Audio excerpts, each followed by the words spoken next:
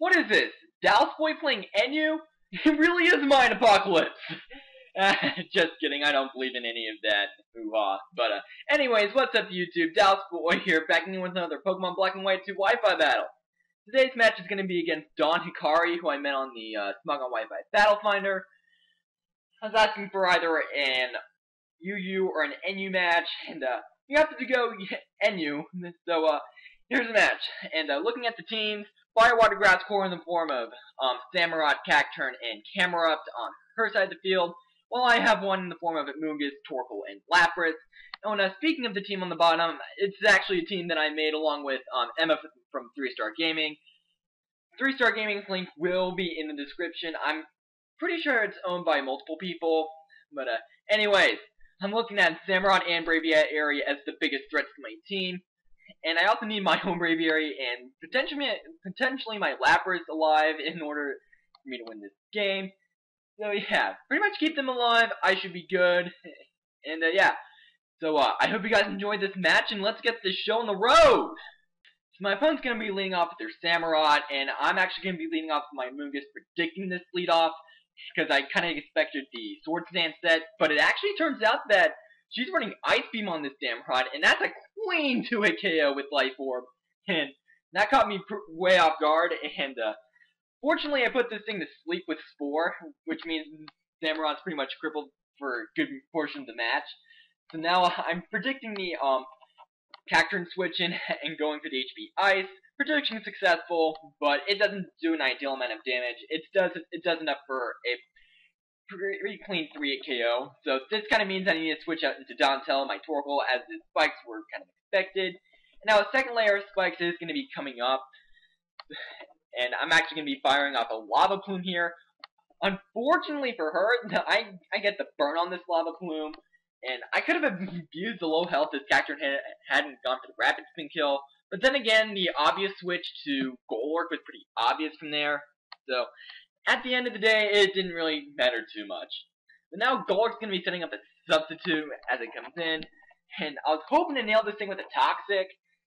And this is actually a Toxic stalling Torkoal, if you don't get the set. But now I'm going to be going for the Lava Plume, as this Golurk is going to be firing off Focus Punch to my face. And fortunately for me, that's looking like a solid 3-hit KO, and due to Torkoal's massive physical defense and whatnot. Now, substitute's going to be happening again. I'm not falling for the same trick twice, so I'm just going to be spamming Lava Plumes here. And now she opts to hitch it up and go for the Earthquake. I know that I can take an Earthquake from this Golurk due to Torkoal's massive defenses, and I actually do with 29 HP, and I fire off a Lava Plume, and unfortunately, or once again, I am able to wind up getting the burn, and it's actually kind of funny, but I know that Stealth Rock may or may not come. No, I knew that Earthquake was coming, and I wanted to save Torkoal as Death Fodder, so I'm just going to be switching out into my Braviary to try to force it out, and actually set up a sub, as her own Braviary is going to be coming in, and I actually have the advantage in this situation because I actually have a sub up, and you guys would expect the sub bulk up set from Braviary, because NU does like its sub bulk up Braviaries, as she is actually running one of her own, except no sub on her end. But now she's actually going to be going for the bulk up again, and this is actually a speed tie. And I believe I do fire off a Brave Bird, and it's looking like a pretty solid 3-hit KO from that damage. And I'm just going to try firing off Brave Birds because I don't really want to get greedy from here on out. And I lose the second speed tie, doesn't really matter because I must find that sub, and the sub did give me the advantage against this Braviary, as one more Brave Bird is actually going to be knocking this thing out. And wait, I lose the speed tie here, and it's actually going to come into a wee bit of play later, as I am going to be firing off another Brave Bird, and as I said earlier, I will be taking the opposing Braviary out. Now comes camera up, and here I was gonna try to roost and get a little greedy with my health, and unfortunately my greed kind of bites me in the butt, as camera up is gonna get a burn on burns everywhere in this match, whether it be Braviary, Torkoal, or Cacturn. So thanks to that burn, my Braviary is pretty much useless for the rest of this match. And I fire off a Brave Bird, and Stealth Rock happens, and that pretty much confirms that my Torkoal is dead from here on out.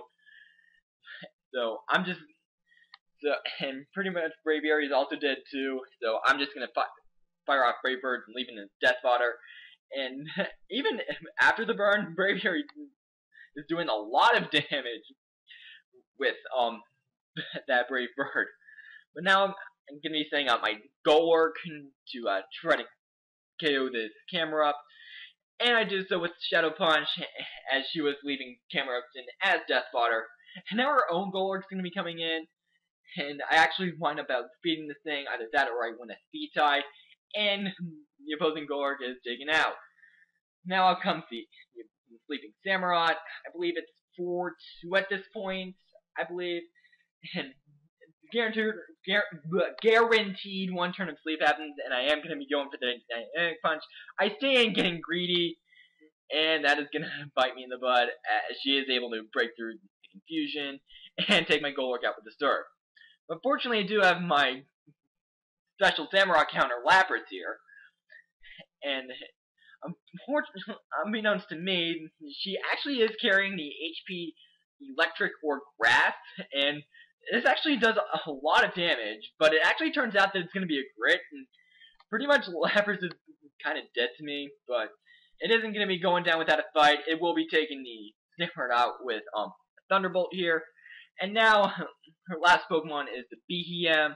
I do not know what the heck this thing is going to do, so, and I do want to safe switch into my Skuntank, which can easily beat this thing, so I'm going to be switching in my Torkoal as death fodder, as the Trick Room comes up, and this is getting a little scary for me.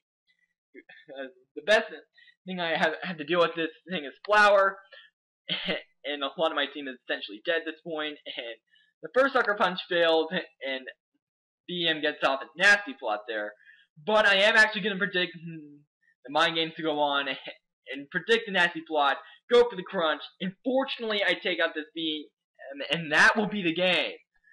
So that was a lot closer than I would actually be. If I had lost Skuntank, then I probably could have lost this game too.